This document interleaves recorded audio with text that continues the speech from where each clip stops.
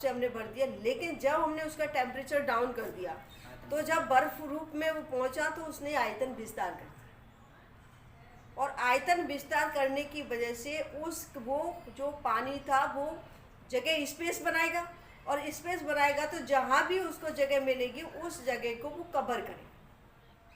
परिणाम क्या होगा? जब इस क्रिया को हम बार बार करेंगे, रखेंगे, वापस पिघलाएंगे, क्योंकि वो प्लास्टिक से बनी हुई है। अगर ये पत्थर वाली चीज़ होती तो शीघ्रता से हो जाती। जब हम इस क्रिया को बार बार करेंगे तो हमारी बोतल एक दिन ऐसा होगा कि टूट जाएगी। तो वो हमारा क्यों हुआ? हमने टेम्परेचर को चेंज किया। तो टेम्परेचर को चेंज करने के कारण शिलाखंड अपनी जगह पर ही टूट जाते हैं, विघटित हो जाते हैं, जिसे भौतिक अपक्षय की क्रिया के अंतर्गत रखें। क्लियर? नेक्स्ट आता है आपका granular disintegration of rock due to temperature. यहाँ हमने टेम्परेचर चेंज किया, टेम्परेचर बढ़ाया और घटाया। यहाँ पर टोटली वो टेम्परेचर की वजह से, और इसको अगर हम हिंदी में बात करें तो यह ताप के कारण छोटे छोटे कणों का विघटन।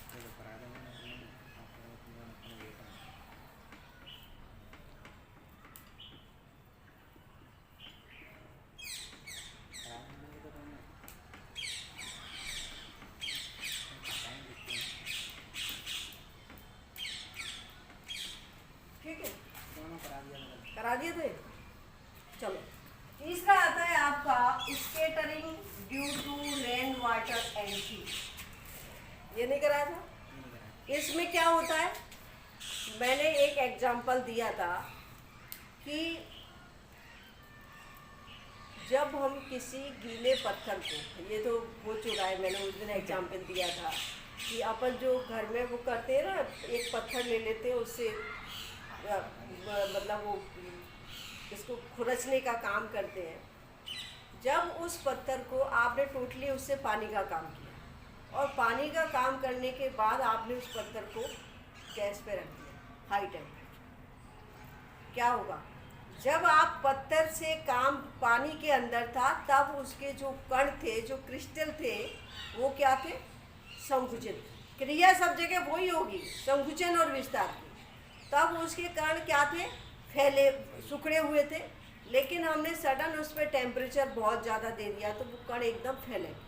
परिणाम क्या होगा कि वो टूट जाए। तो इस क्रिया को हम क्या बोलते हैं? छोटे छोटे कणों में चट्टानों का विघटन होना। दूसरा, मैंने एक एग्जाम्पल और आपको, जिसको देखते भी हो, जब दिवाली पे हम अपने व्हाइट वॉश कराते हैं, तो वाइट वॉश कराने के लिए हम जो लाइम स्टोन का प्रयोग करते हैं, कलई जिसको हम बोलते हैं, उसको हम मटके के अंदर रखते हैं और पानी डालते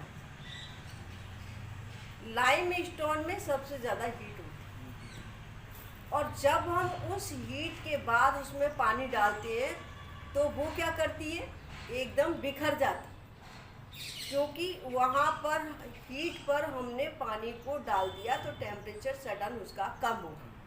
दूसरा रीज़न और बताएं कि जब आप किसी गर्म कांच पर, गर्म है और उस पर पानी के छींटे दे दोगे, वो टूट जाएगा। तो इसमें क्या होता है कि जब रेन वाटर हीट किसी तप्त चट्टान पर जल की बूंदें गिर जाती हैं या वर्षा का जल गिर जाता है, तो वो चट्टानें अपनी जगह पर ही टूट जाती हैं। और इस प्रकार की क्रिया जो होती है वो कहाँ होती है? उष्ण क्षेत्र में, ट्रॉपिकल जोन में, क्योंकि ट्रॉपिकल जोन में टेम्परेचर ऑलरेडी हाई रहता है और नेचुरली हर रोज वहाँ बारिश होती है। आप उष्णकटिबंधीय क्षेत्रों में पहुँच जाओ जो 0 डिग्री से 23.5 डिग्री उत्तरी और साउथ अक्षांश के बीच फैले हुए हैं, वहाँ पर चट्टानें दिन भर गर्म होती हैं हाई टेम्परेचर के कारण, और जैसे ही बारिश होती है तो उस बारिश की जब उस पर पड़ती है तप्त चट्टानों पर, तो चट्टानें अपनी जगह पर बिखर जाती हैं, क्योंकि हाई टेम्परेचर की वजह से उसके कण फैले और वर्षा की बूंदें पड़ी तो सडन उसमें संकुचन हुआ, तेज़ी के साथ संकुचन हुआ। जब तेज़ी के साथ संकुचन होता है तो चट्टानें इसी तरीके से टूट जाती है। और ट्रॉपिकल जोन में तो इतनी बुरी तरह से ये चटकन की क्रिया होती है, दरारों की क्रिया होती है, चट्टानों के टूटने की क्रिया होती है, जैसे किसी ने बंदूक की गोली दाग दी। ठीक है, तो इस तरह की जो क्रिया होती है वो विशेषकर आपकी ट्रॉपिकल जोन में होती है। और उष्ण प्रदेशों में जहाँ इसका हिंदी तो बोलो, वाली की लाइन का। ये वाला है ना? हाँ, हिंदी इसका क्या है? इसमें हिंदी है, वर्षा के जल द्वारा चट्टानों कर टूट टूट कर बिखरना।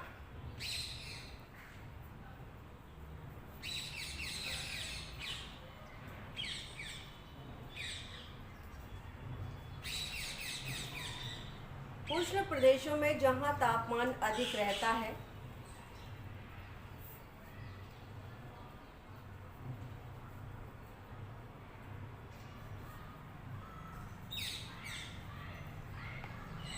वहाँ पर यह क्रिया अधिक देखने को। देखिए, इसके लिए एक भूगोल वेत्ता था, वैज्ञानिक ने एक प्रयोग किया और उसने क्या किया, एक ग्रेनाइट के टुकड़े को लिया और उस ग्रेनाइट चट्टान के टुकड़े को उसने 110 डिग्री टेम्परेचर पर गर्म किया। ठीक है, और ये क्रिया उसने इतनी बार दोहराई, कम से कम 224 वर्षों तक ये इसने क्रिया दोहराई। मतलब लगातार 224 वर्षों तक उसने एक ग्रेनाइट के टुकड़े को 110 डिग्री टेम्परेचर पर गर्म किया और उसे पुनः ठंडा किया। लेकिन क्या हुआ कि चट्टान नहीं टूटी, क्योंकि जब उसने टेम्परेचर दिया तो गर्म हो गया, लेकिन जब ठंडा किया तो धीरे धीरे चट्टान रॉक्स ठंडी हुई, तो उस पर किसी तरह का, क्योंकि कण फैले और सिकुड़े, लेकिन कण के फैलने और सिकुड़ने के बीच गैप था, उसमें कोई परिवर्तन नहीं था। लेकिन जब उसने उस ग्रेनाइट टुकड़े को 110 डिग्री सेंटीग्रेड पर गर्म किया और सडन उस पर पानी के छींटे डाल या फिर उसको बिल्कुल कोल्ड एयर द्वारा ठंडा किया, परिणाम क्या हुआ, वो ग्रेनाइट का टुकड़ा टूट गया। तो यहाँ पर जो अंतर आ रहा है, एक तो मैं यहाँ पे बात करती हूँ टेम्परेचर चेंज होने की बात, इसमें जो होता है वो धीरे धीरे क्रिया होती है।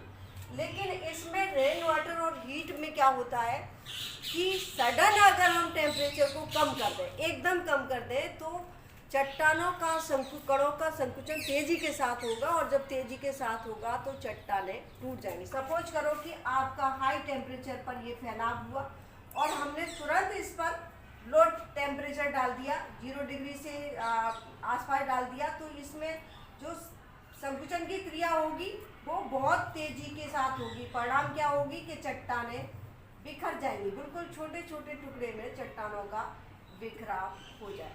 तो रेन वाटर और हीट दोनों की वजह से चट्टानें टूटकर छोटे छोटे कणों में विभक्त हो जाती।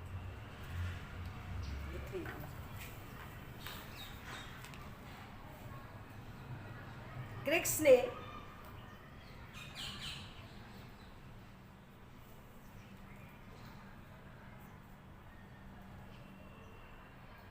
सबसे पहले एक ग्रेनाइट चट्टान के टुकड़े को विद्युत हीटर द्वारा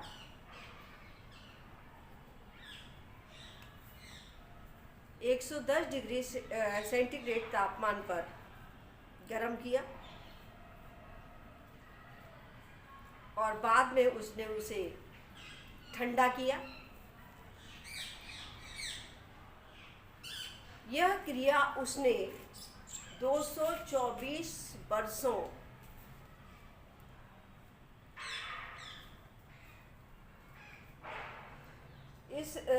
ऐसा करना, इस क्रिया को उसने इतनी बार दोहराया जितना कि 224 वर्षों में प्राकृतिक ढंग से संभव हो सकता है, जितना कि 224 वर्षों में प्राकृतिक ढंग से संभव हो सकता है। लेकिन इस तापीय अंतर के कारण उस ग्रेनाइट चट्टान के टुकड़े पर कोई प्रभाव नहीं।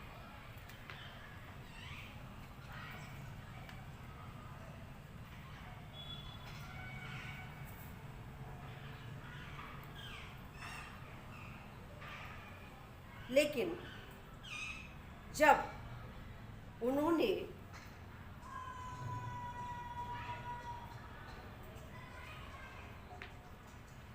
ढाई वर्ष के लिए इसे दोहराया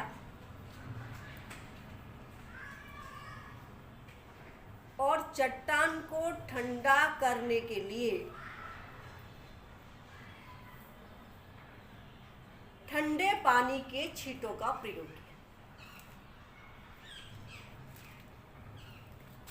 परिणाम स्वरूप चट्टाने ऐसा कर लो, परिणाम स्वरूप वह चट्टानी टुकड़ा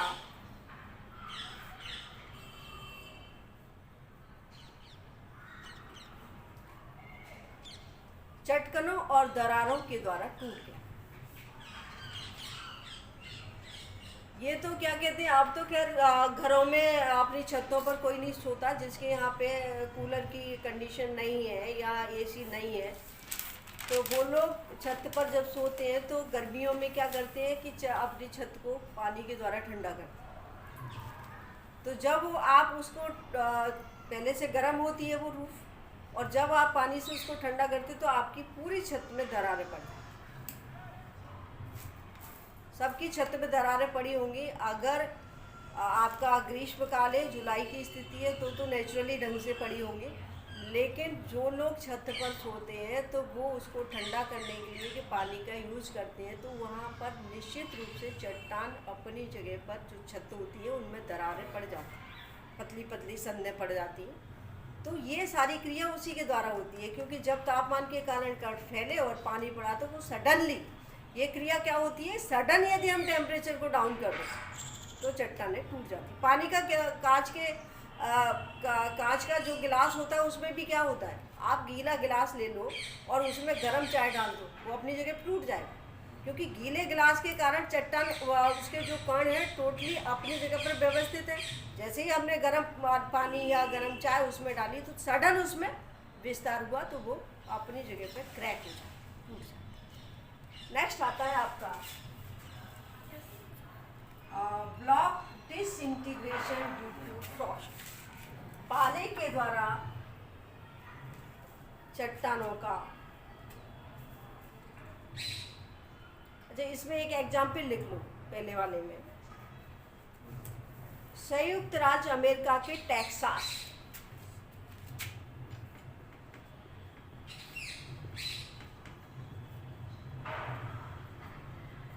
संयुक्त राज्य अमेरिका के टेक्सास प्रांत में इस क्रिया के कारण चट्टानों का बिखरना सामान्य क्रिया।